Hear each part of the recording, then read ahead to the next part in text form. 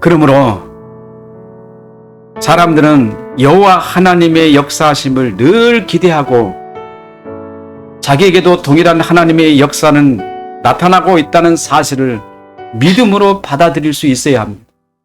지금 온통 세상 교회 안에서는요, 지금 여러분에게 말씀드리면 여러분의 이야기가 매우 어렵겠습니다만은 종교가 교회가 개혁된 이후에 500년 동안 지나오면서 교회의 사상은 옛날 그대로 답습되어 있습니다. 보수적 사고로 그대로 남아 있어요. 진보되지 않았다는 말이에요. 바뀌라는 것이 아니고요. 그 나무가 씨앗이 심겼으면 나무가 자라야 되잖아요. 종교개혁 나무는 가지 하나 뻗치지 않았고 이파리 하나 생기지 않았어요.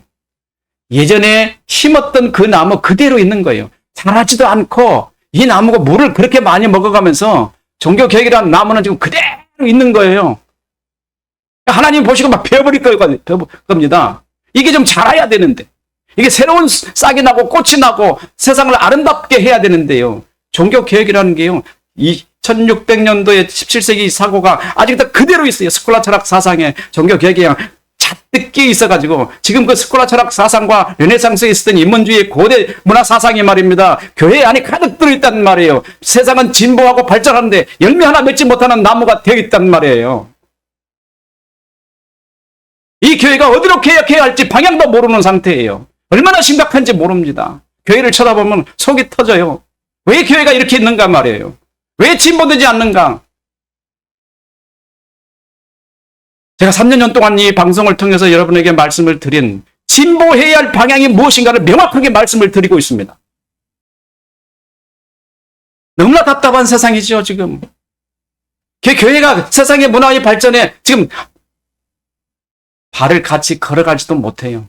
교회는 저 뒤에 있고요. 세상 문화는 저 앞에 가버렸습니다. 왜? 교회가 나무 하나, 종교개혁 나무가 꽃 하나 피지 않고 이파리 하나 내지 않고 열매 하나 맺지 않았어요.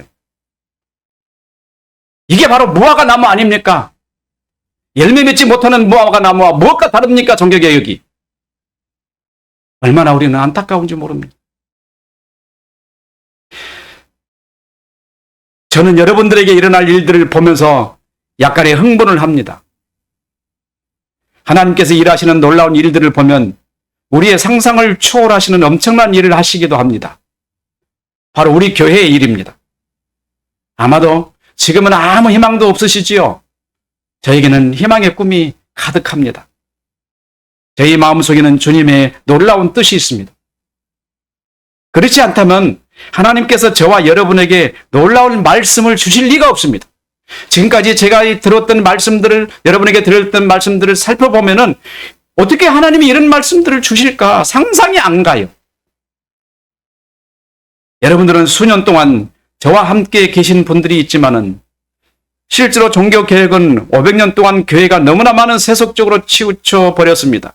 그리고 이제는 비성경적인 모습이라기보다는 마귀 모습을 하고 있는 거예요. 예수님께서 선언하시는 거예요. 이 무화과 나무 썩어서 버려버리는 거예요. 너에게 열매가 맺지 않을 것이라고 선언한 것과 조금도 다름이 없어요.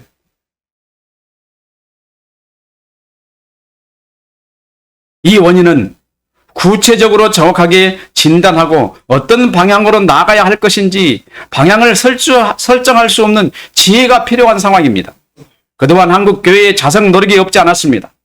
많은 목회자들과 신학자들이 이제 한국 교회에 미래가 없기 때문에 이렇게 지속적으로 가서는 안 된다고 하시는 분들이 많이 있었고 지금도 그 운동을 하고 있습니다.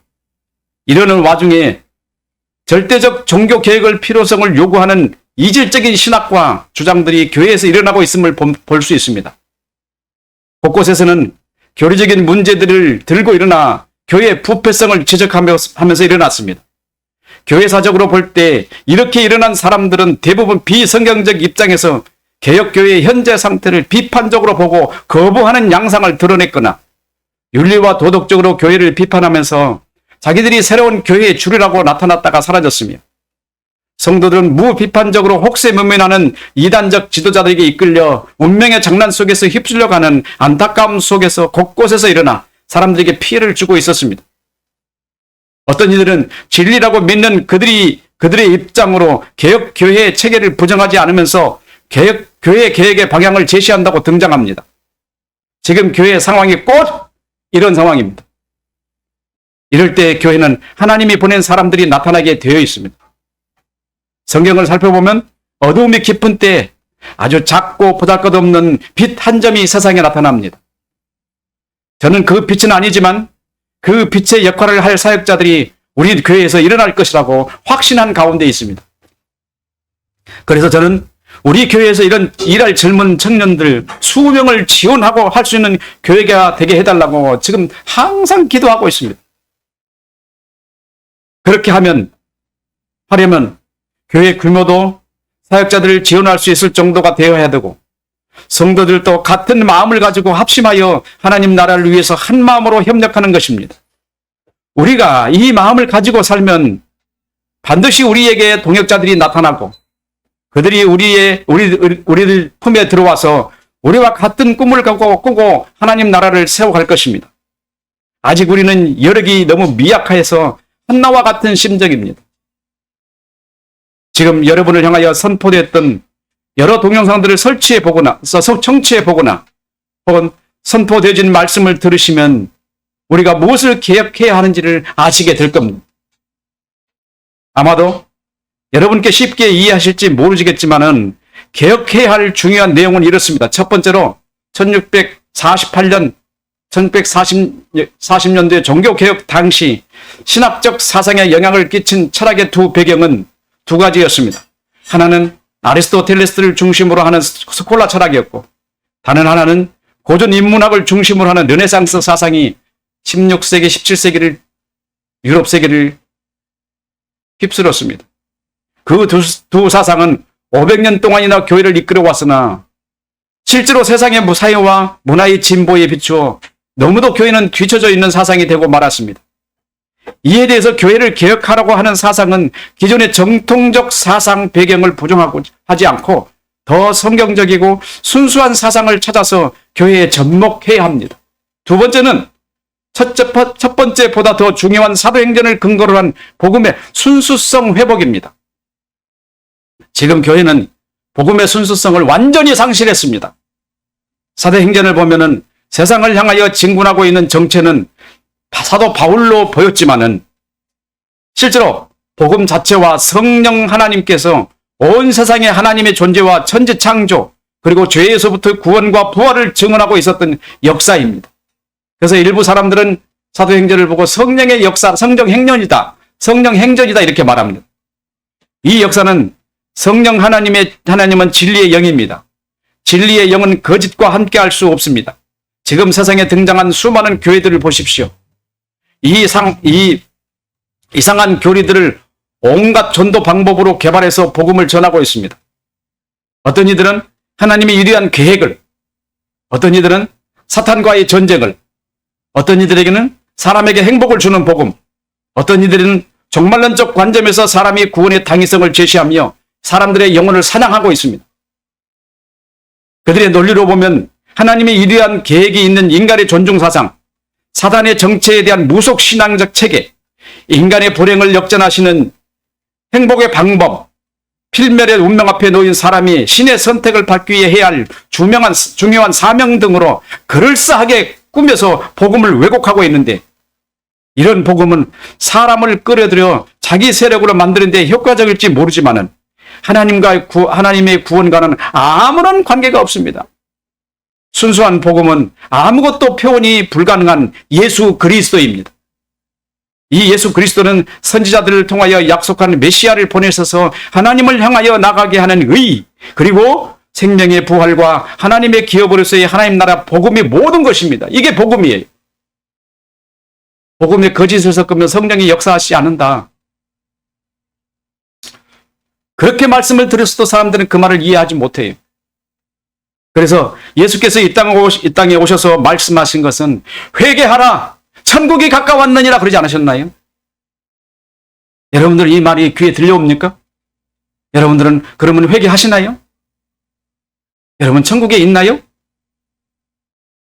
이 모든 말씀을 들으시면서 이 말씀이 나오는 배경을 여러분은 떠오르지 않습니까? 이 말씀들이 나오는 배경이 뭡니까? 그것은 지식입니다. 여호와는 지식의 하나님이시라. 예수 그리스도 안에 계신 성부 하나님의 말씀, 제 안에 계신 예수 그리스도의 말씀, 여러분을 중생시킨 예수 그리스도의 복음이 이와 같은 모든 말씀을 말하고 여러분은 듣고 성령 하나님은 지금 여러분과 저 사이에 일하고 계십니다. 한나가 말하는 여호와는 지식의 하나님이라고 말하는 것이 바로 이것을 말하는 것이었습니다. 알고 봤더니 나의 삶을 통해서 일하시는 하나님은 전지전능하시며 모든 것을 당신의 계획대로 일하신 분이시라는 것을 한나가 알았던 겁니다. 그래서 여호와는 지식의 하나님이라. 오늘 저도 여러분에게 이런 말씀을 선언합니다. 여호와는 지식의 하나님입니다.